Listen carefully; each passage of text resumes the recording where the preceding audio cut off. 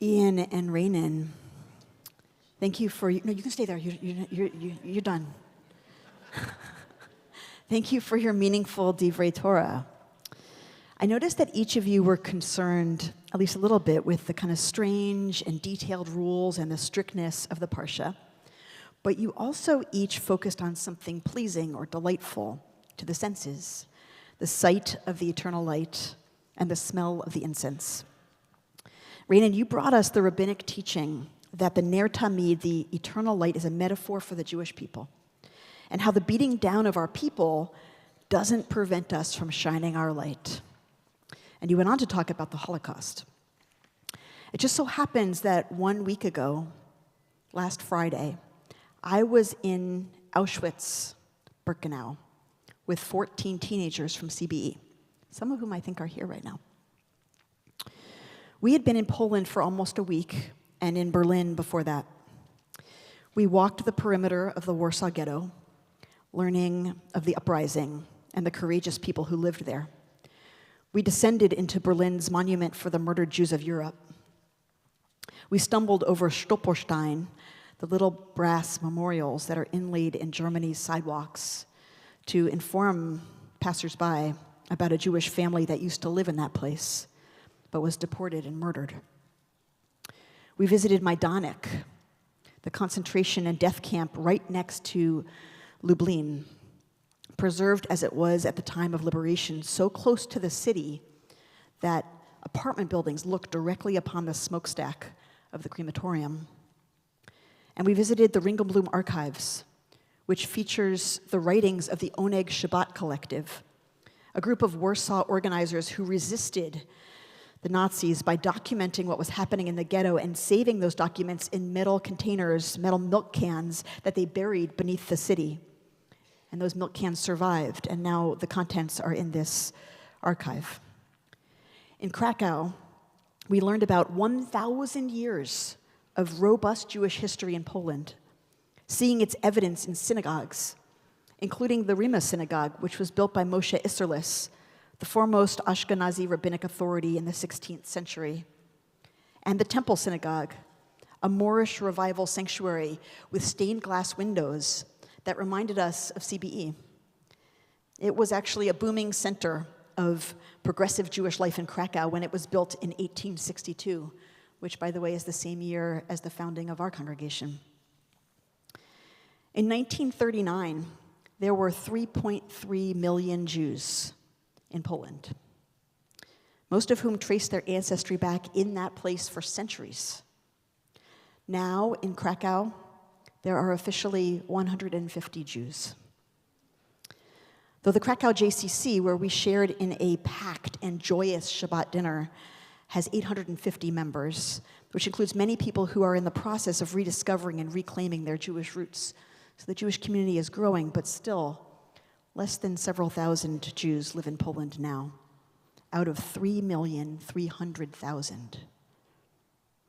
More than the bottomless evil of Auschwitz, and more than the unimaginable scale of Birkenau's abject cruelty, the horror that stayed with me most from this trip was the silence, the erasure. Outside of Warsaw and Krakow, there are basically no Jews.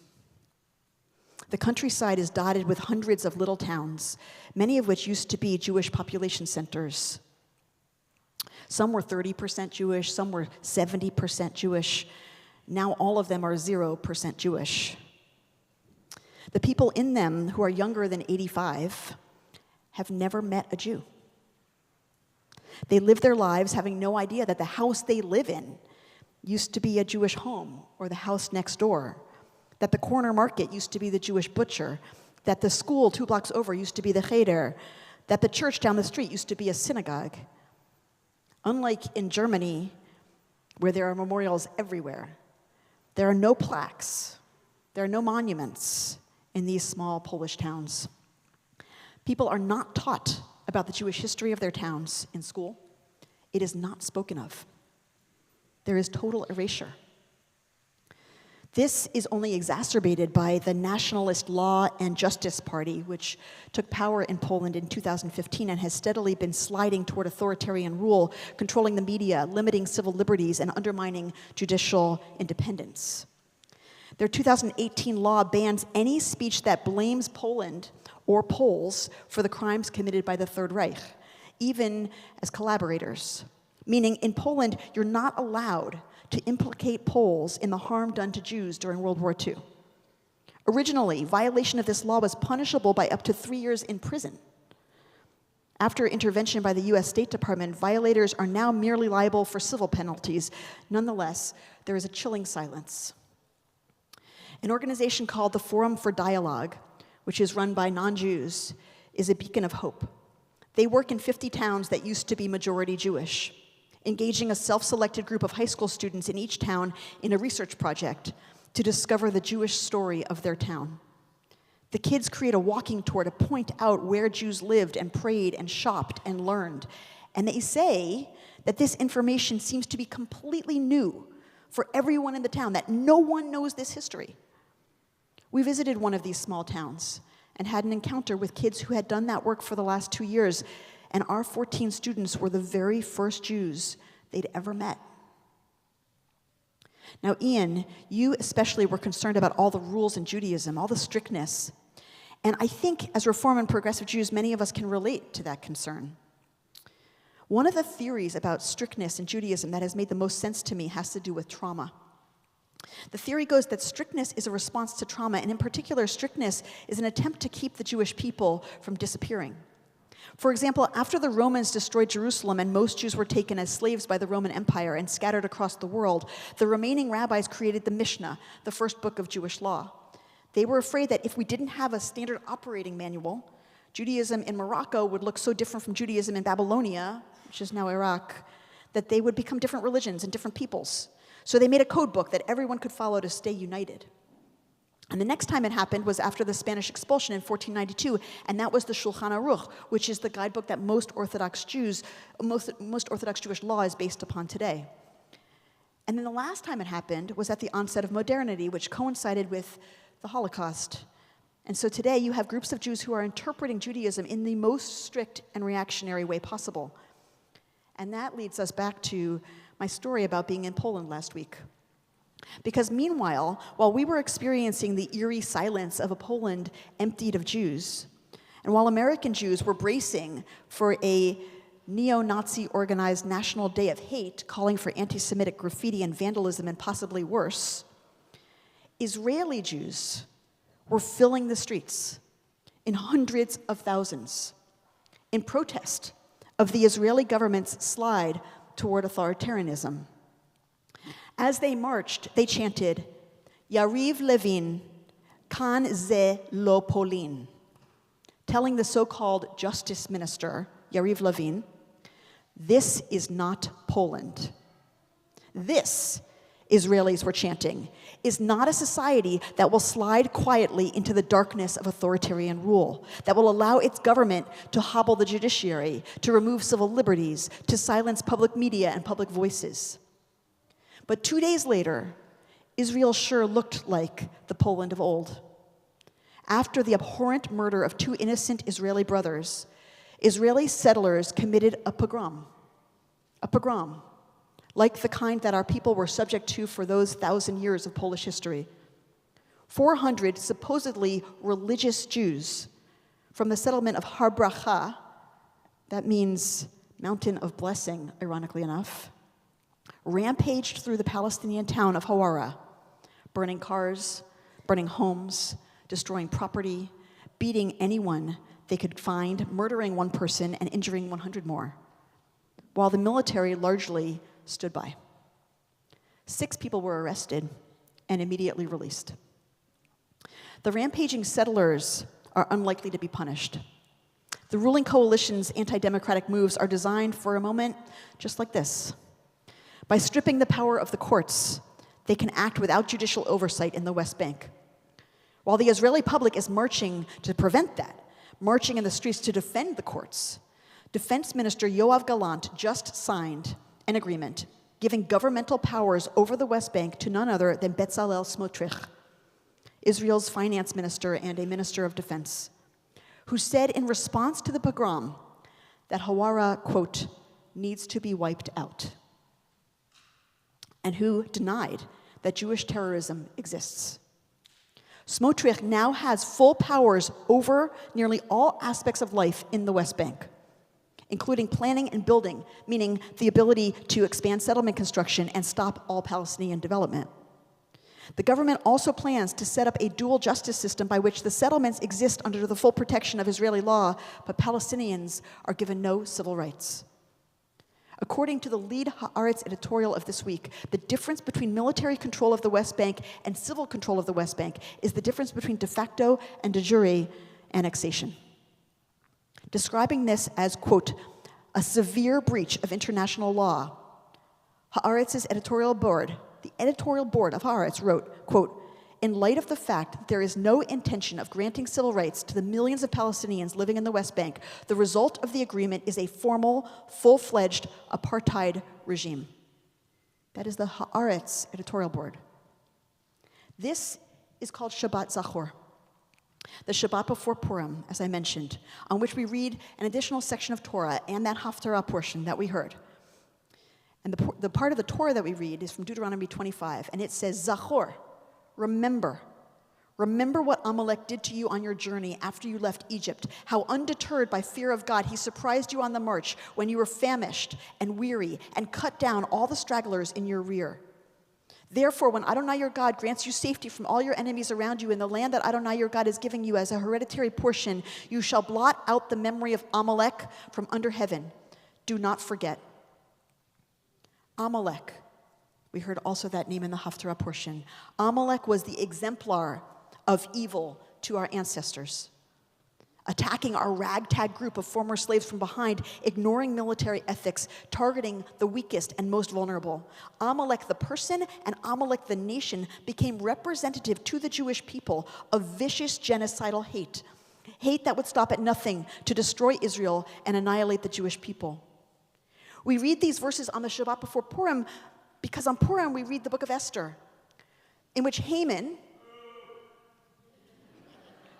is explicitly described as a descendant of Amalek, and his plans to murder all the Jews in the Persian Empire reflect that lineage. The fanciful conclusion to the book delivers relief from his planned pogrom, and instead offers a reverse pogrom. Verse 9:1 says, and so on the 13th day of the 12th month, that is the month of Adar, when the king's command and decree were to be executed, the very day on which the enemies of the Jews had expected to get them in their power, the opposite happened, and the Jews got their enemies in their power. And in verse 5, so the Jews struck at their enemies with a sword, slaying and destroying. They wreaked their will upon their enemies. Verse 16, they disposed of their enemies, killing 75,000 of their foes.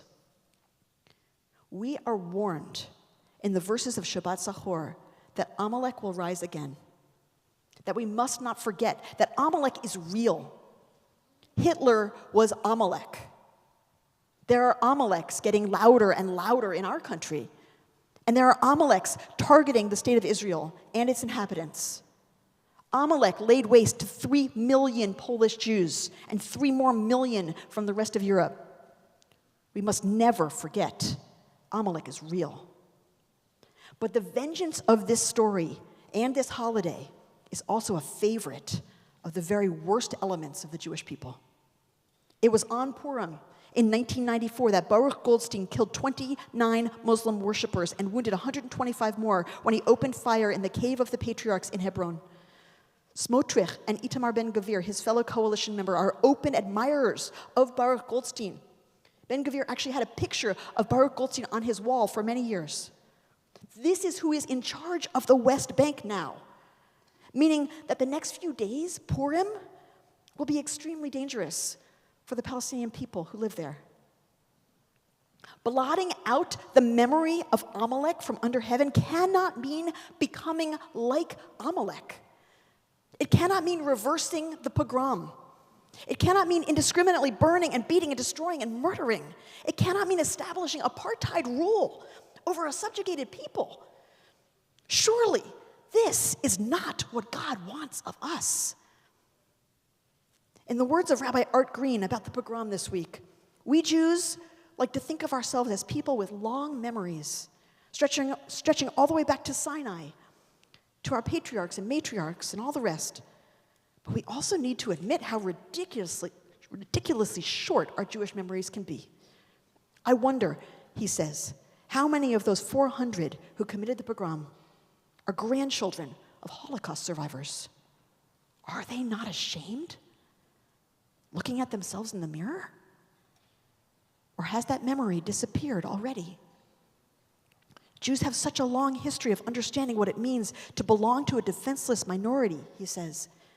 Indeed, Israel was created precisely because of that, as a nation state that would give us a way to emerge from constant victimhood. I was on a Zoom this week with 2 leaders of the mass protests that are taking place almost daily now on the streets of Israel. They said a few things I want to share with you. First, they said that the right-wing coalition government is helping to unite the resistance. For the first time, the LGBT community, women, those seeking equality for Israeli Arabs, those standing up for refugees, those standing up against the occupation, all have the same enemy. They are seeing the connections. They are seeing that it's the same struggle. They're seeing that democracy for them depends upon ending the occupation for Palestinians. And they said that secular protesters are seeing that they actually need a new Judaism, that Judaism itself has been their enemy, because the face of Judaism is these right-wing, hate-filled fanatics. But they do not want their entire tradition to be defined by hate. And so they are finally recognizing the need for progressive Judaism. They believe that the country is waking up now to all of these connections, and that they are in a war for the future not only of Israel, but of Judaism itself and the Jewish people who we're going to be. The settlers who destroyed Hawara this week stopped in the middle of their rampage to daven Ma'ariv, to pray the very prayers we prayed as a community last night, some of the same prayers we prayed this morning. And then they went back to burning down the town. If the words of our prayers do not stop us from becoming like Amalek, what is their purpose? This Shabbat Zachor, the chant of the Israeli street, is ringing in our ears. Yariv Levin, kan ze lo Polin. Yariv Levin, supposed minister of justice, this is not Poland. On this Shabbat Zachor, we side with the Israeli street, who defiantly assert that they will not be silent, that they will not be erased, that they will not slide into the dark night of authoritarian rule. On this Shabbat Zachor, we side with the Israeli street, who declare that the Jewish people will be neither victims nor victimizers. We side with the Israeli street, who declare that blotting out Amalek must never mean becoming like Amalek. Instead, it must mean to protect against the Amalek outside of us and to reject the Amalek within us. No matter how much we've been crushed, we focus on the light, we focus on the incense, we focus on the God that loves beauty and delight, on the God that loves tenderness and closeness, on the God that loves freedom, on the God that loves all life. This is what it is to learn from the Holocaust. This is what it is to celebrate Purim. This is what it is to pray. This is what it is to be a Jew.